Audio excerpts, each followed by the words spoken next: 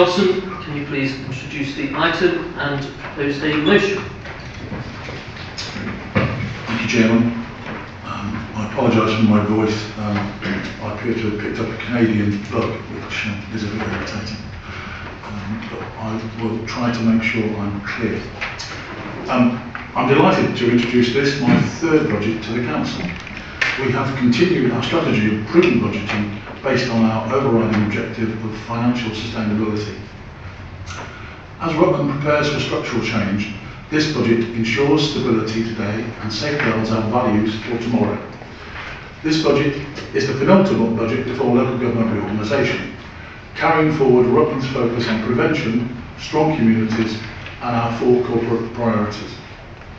This budget responds to the latest UK government changes, incorporating both the final settlement derived from Fair Funding Round 2.0 and the High Needs Stability Grant announced on the 9th of February.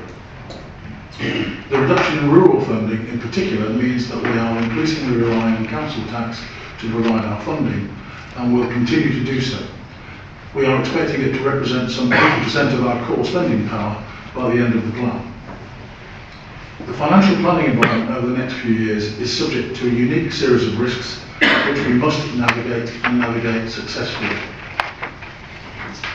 We are extremely disappointed by the final settlement and funding from government, particularly that rural authorities will now receive on average 32% less funding than urban authorities.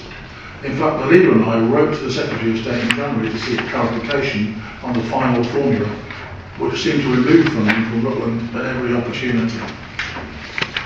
The budget before you is a balanced budget, despite our funding from UK government being reduced in so-called Fair Funding 2.0 by some 19%, including inflation by the end of the plan period, and our business rates retention reducing by some 4 million.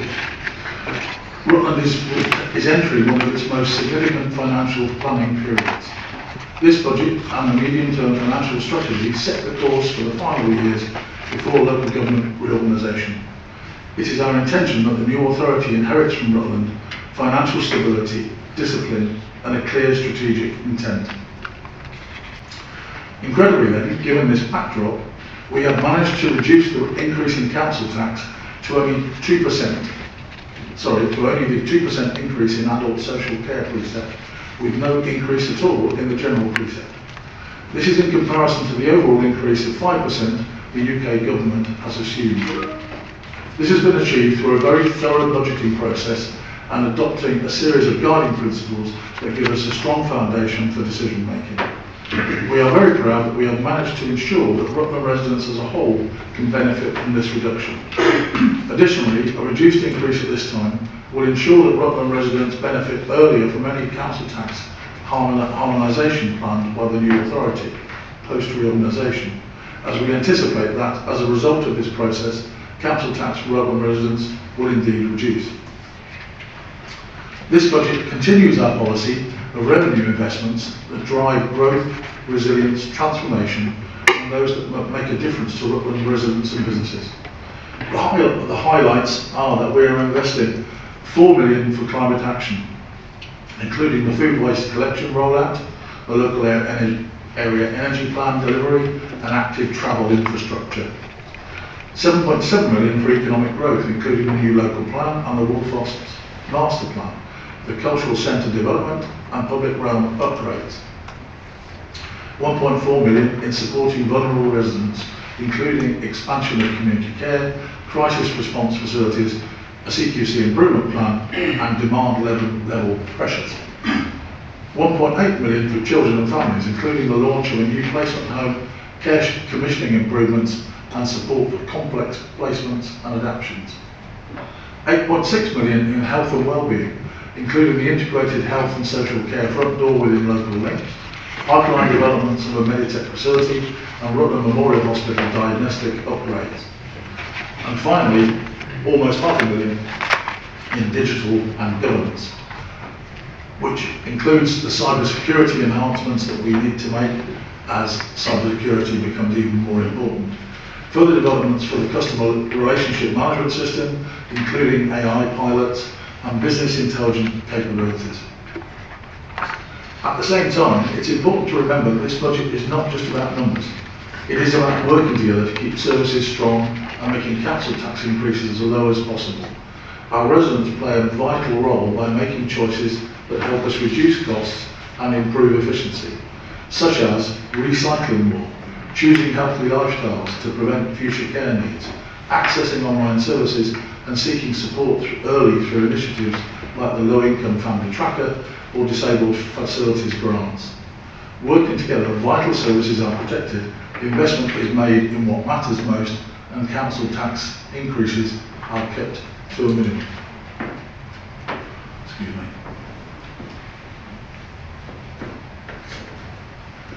Some will no doubt say that we should use our reserves to benefit Rutland residents before reorganisation, as they have paid for them.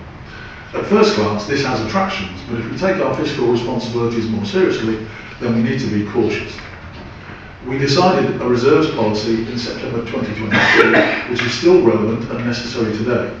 Although the risk of our needing to fund the entirety of the direct schools grant override has reduced, we are still required to fund some 10% of the sum, which could amount to well over £2 million.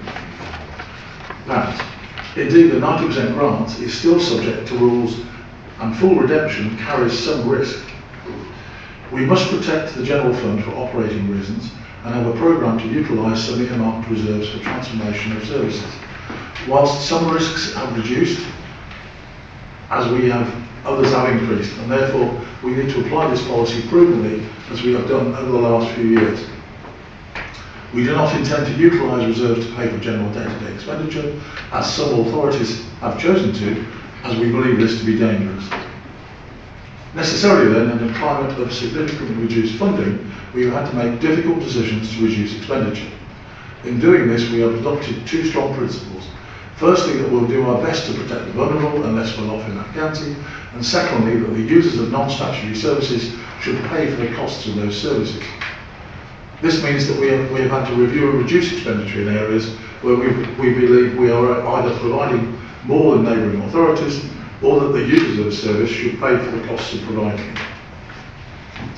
Post-16 transport to schools is one area that has been affected by these decisions. We decided to reduce our support for post-16 transport because there was evidence that we were being more generous than our neighbouring authorities, and that there was a trend of increasing claims taking advantage of that generosity. We believe that it is unfair to expect those residents who live in dwellings that are in Band A to D to subsidise those who are in dwellings from Band E to Band H. How can we justify this sort of cross-subsidy to those residents in Bands A to D? There will always be exceptions, but it is wrong to do this, and we intend to stand up for this principle. If there are residents who are genuinely in a financial crisis because of these decisions, then we have a financial crisis fund that is available for them should they choose to apply through Citizens Advice Rutland. We have received some criticism for making these decisions from the party opposite, and welcome the chance to put our case to the Scrutiny Committee so that the facts can be established. Similarly, the principle of user pays applies to green waste collection charges. We should not ask those residents living in apartments, flats or terraces to subsidise those who have larger gardens.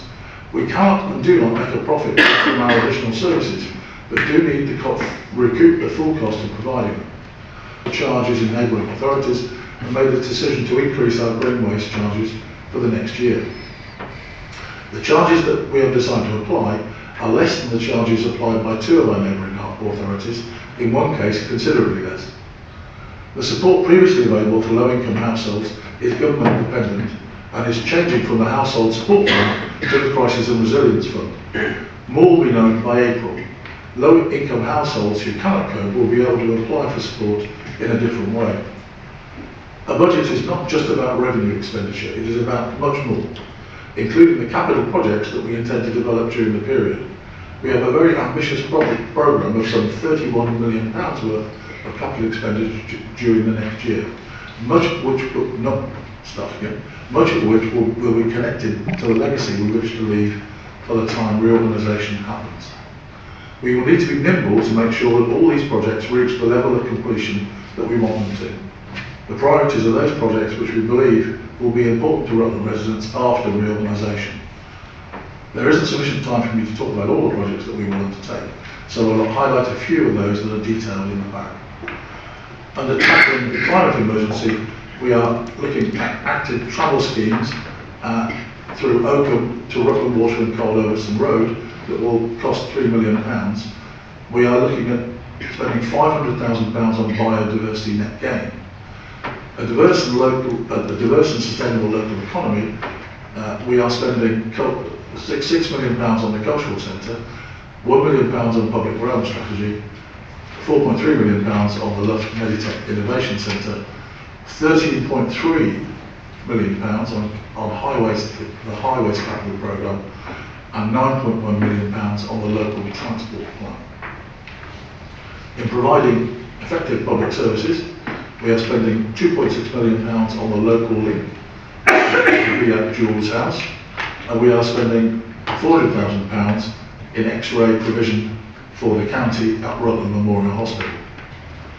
In supporting the most vulnerable, we are spending £1.5 million on the Children's Capital Placement programme, which will allow us to offer facilities that we have not previously offered. We are spending £2.6 million on the SEND Capital Expenditure programme, and we are supporting health provision at Rutland Memorial to the tune of £1.2 million as part of our Lough commitments. In preparing this budget, we have tried to consult across all parties and groups in the council so that we share our thinking and get alternative ideas. As a principle, we want to be transparent and consultative. In particular, we have held individual sessions with the shadow portfolio holder for finance to ensure the party opposite is briefed on our proposals and understands the funding environment. Additionally, we have held 2 briefing sessions for all councillors during the budgeting process, although it's very disappointing that only 11 councillors turned up for the first briefing, the vast majority of these being from my party. I don't wish to lecture, but if councillors will display this level of interest and do not engage when given the opportunity, it is not surprising that their ideas are not able to be incorporated. At this point, I would particularly like to thank everybody in our finance team for their hard work in preparing this budget and MTFS. Much has depended on the leadership of Kirsty Mutton and Andrew Merrick, but there are many unsung heroes that have contributed, both in finance and in the wider organisation. They have stuck to a very thorough process that has resulted in the robust assumptions that underpin the budget, at the same time as making it the most transparent and understandable that we have produced. It is very gratifying to learn that they have been named as finalists for the award of Finance Team of the Year by a national trade journal. I congratulate them all and I'm very proud of them all. I commend this budget, the medium-term financial strategy, to the Council and propose that it be approved as detailed. Thank you, Councillor Johnson. Do you have a seconder? Councillor Waller. Case members open to debate. Would you like to sum up, please? Thank you very much. Well, I was going to try and pick up some of the comments, but there's been a lot, so I won't mention picking everybody's. Councillor Ross, if you can let me have those queries in writing, it would be useful. I'll follow those up. What I will pick up though is the point you made and other people have made about that we're guaranteed to get 90% of our SEND costs, DSG override costs. It isn't guaranteed. I think we need to be really careful about this. One of the risks going forwards is that it is a grant and we are yet to see the full qualification criteria for the grant, as far as I'm aware. So I think we just need to be a little bit careful thinking that everything's solved, because this government does seem to favour urban areas far more than rural areas, and there are other ways that amount can be skewed. So I do think we just need to be careful thinking that that's going to happen. It's one of the reasons where I talked to Kirsty, the finance director, obviously about this, and we view that there are still a lot of risks ahead of us, and that's why we really don't want to change things like reserves at all, because we believe that we may well need them, and we need to be prudent. So the next thing to cover is the capital projects agenda, and what assurance can I give you? The assurance I can give you is that I've dealt with major capital projects in the past, and I've been the managing director accountable, chief executive accountable for those projects, anything up to 45-50 million for a project. So I know how to manage capital projects, and I'm in constant discussion with the officers about this, and everybody is aware that we have a challenge ahead of us in the next year. That's not something to be taken lightly. And the good thing is that as a result of those and other discussions that obviously the officers have been having, there's been a change in structure that was approved this morning, which means we'll have a more central project management office. Now I think that's actually quite fundamental, because I have a fairly simplistic view of capital projects, and I haven't managed to be nimble on capital projects in the past, despite my appearance. Capital projects are just about time, specification and cost, and you just have to keep focusing on those things.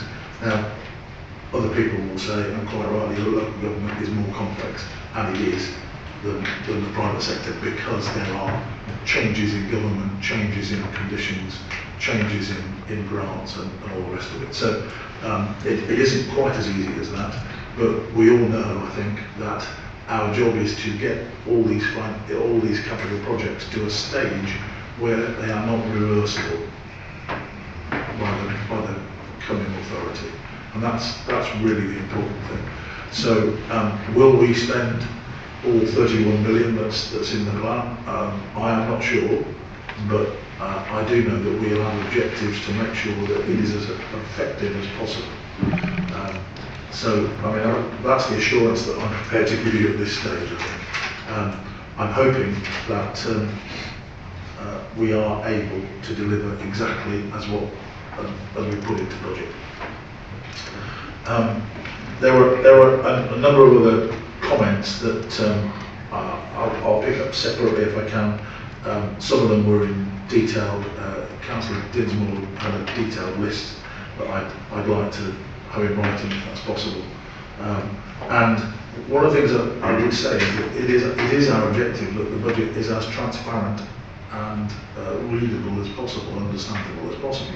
And wherever we can improve, I'd like to think that we try to improve. The art to writing policies is to make them as flexible as you need and as definitive as you don't want them to be. You know what I mean? That's probably a strange way of putting it. But you have to write policies in a certain way. I think schedules of charges historically are something that is doable, but I'm not sure if it forms part of the budget process. It may form part of the information that we can give. I think the last point that Councillor Corby was making about the general public, the residents in Rutland that we serve, is that too many make assumptions about us and are very suspicious of us, because they all think we get paid far too much. They all think that we spend all our time on jollies and collecting bribes and all sorts of things that are really not part of our agenda. And I know because I used to be one of those. but all we can do is try and make sure we communicate the right things in the right way. Whether we will get absolute belief, I'm very doubtful, but I take your point that we can always improve. In terms of the support for the budget, I'm very grateful. I think there is a very grown-up attitude towards the fact that we have a budget that does provide continuity, and despite the dwindling number of Conservative members, I'm sure that everybody is equally to blame for the fact that we have managed over a number of years to set ourselves challenging budgets, and we've managed to keep them. I think that's it. Thank you, Andrew. Thank you, Councillor Johnson.